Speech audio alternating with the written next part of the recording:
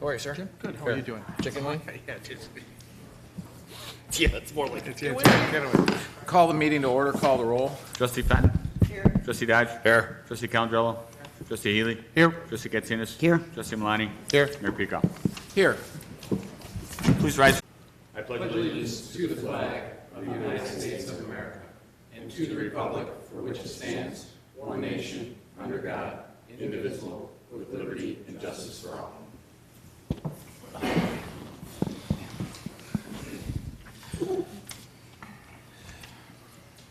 Approval of March 2nd, 2020 Committee of the Whole minutes. Second. Call the roll. Trustee Fenton. Aye. Trustee Katsinas. Aye. Trustee Dodge. Aye. Trustee Calandrello. Aye. Trustee Healy. Aye. Trustee Malani. Aye. Mayor Pico. Aye. Hope Covenant Church, 14401 West Avenue, text amendment and special use.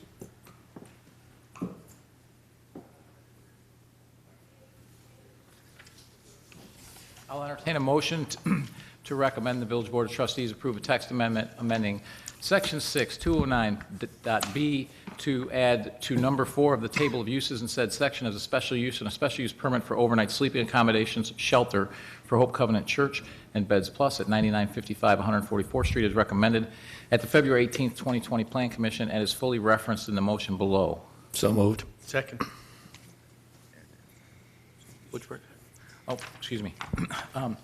And I apologize. And in addition to the, all of the section read below, or that's below, there's 10 different items. The 11th item will be the petitioner shall comply with all lawful proclamations and executive orders issued by the village president of the Village of Orland Park, the president of Cook County Board of Commissioners, the governor of the state of Illinois, and the president of the United States for the duration of the disaster proclamations, and shall follow and implement all applicable World Health Organization and Center for Disease Control guidelines and recommended mitigation measures and strategies in connection with any disaster proclamation.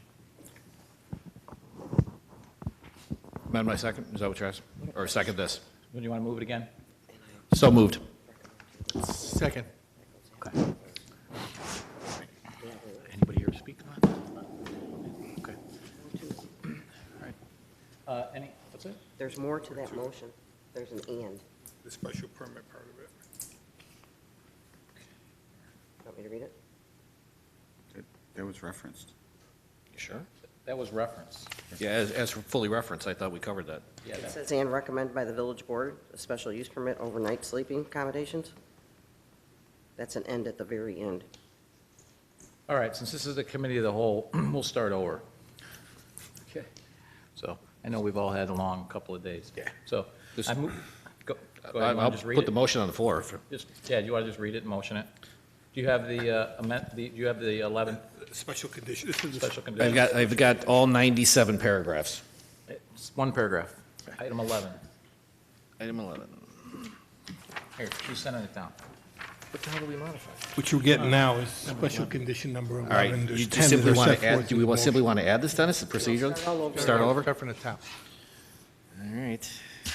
Mr. Chairman, Trustee Dodge. move to recommend to the Village Board of Trustees approval of a text amendment amending Section 6-209B to add number 4 to the table of uses in said section as a special use permit for overnight sleeping accommodations shelter for Hope Covenant Church and Beds Plus, 9955 144th Street, is recommended at the February 18th, 2020 Plan Commission and is fully referenced in the motion below. Then there's an additional section, which I will add, which is number 11. And it reads as follows, and this conditions for special approval. Say again? There's still a second Show motion the second one if you go down a little. underneath that. Under, hang on. There's another and. Got it. Saw that. All right. Next meeting. And move to recommend to the Village Board of Trustees approval of a special use permit for overnight sleeping accommodation shelter without charge from 6 p.m. to 7 p.m.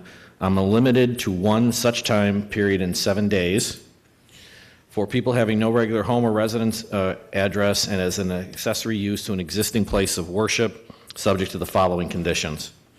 Walsh, would you like all the conditions? I would read every single condition plus the additional 11th one that you have. I'm happy to.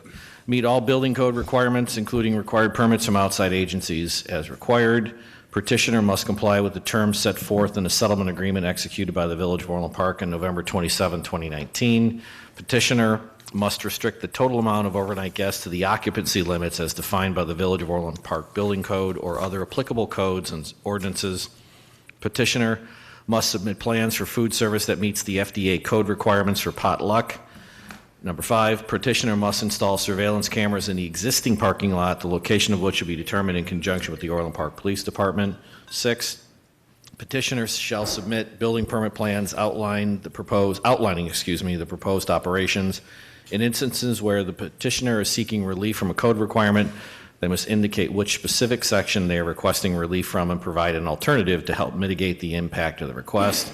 7, petitioner must institute a fire watch procedure for volunteers doing overnight shelter operations until the sprinkler system and fire alarm system in the building are evaluated and upgraded. 8, the overnight shelter operations shall only be allowed from October 1st through April 30th. 9, petitioner must submit specific interpretation requests for the Illinois Accessibility Code to the Illinois Capital Development Board. The village cannot waive or vary any requirements of the Illinois Accessibility Code. 10, petitioner and staff will work together to detail the protocol to accept a guest who is a walk-in and not a registered participant. And the new condition 11, petitioner shall comply with all lawful proclamations and executive orders issued by the village president and the Village of Orland Park, President of the Cook County Board of Commissioners, the Governor of the State of Illinois, and the President of the United States for the duration of disaster proclamations, and shall follow and implement all applicable World Health Organization and Center for Disease Control, CDC guidelines and recommended mitigation measures and strategies in conjunction with any disaster proclamation. Second. That was a mouthful. So any questions from the trustees? Mr. Chairman, Trustee Malani? just one question. Through this process, has Hope Covenant complied with all of our requests in this matter, and we're all up to date with everything they needed to do to move forward? Yes, they have. Thank you. Any other questions? So the only question, so I have 2 questions. One, I think it just follows on with Trustee Malani. So they've complied with all of our original request from the beginning of October.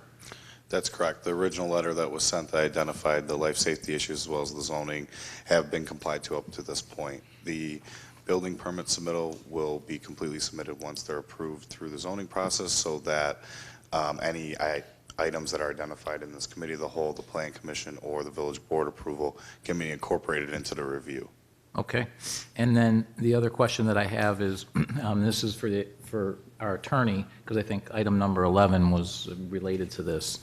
What protocols do we have in place for this particular situation where, first it was groups less than 50, and that's actually what the mandate from the governor is right now, but now the president has said social interactions of groups greater than 10, which wouldn't include this meeting, but would include other, social, like sleeping, I would consider to be a social action. So how does that, obviously with the contagion, what are the protocols in place for that, or do we know? I don't accept it to the extent that there is an executive order that's issued or a declaration by either the mayor, the Cook County president, the governor, or the president. Hope Covenant Church would be obligated to comply with that with respect to this particular disease. Okay. All right. Any other questions? Great. Call the roll. Trustee Dodge? Aye. Trustee Healy? Aye. Trustee Fenton? Aye. Trustee Calandrello? Aye. Trustee Katsinas? Aye. Trustee Malani? Aye. Mayor Pico? Aye.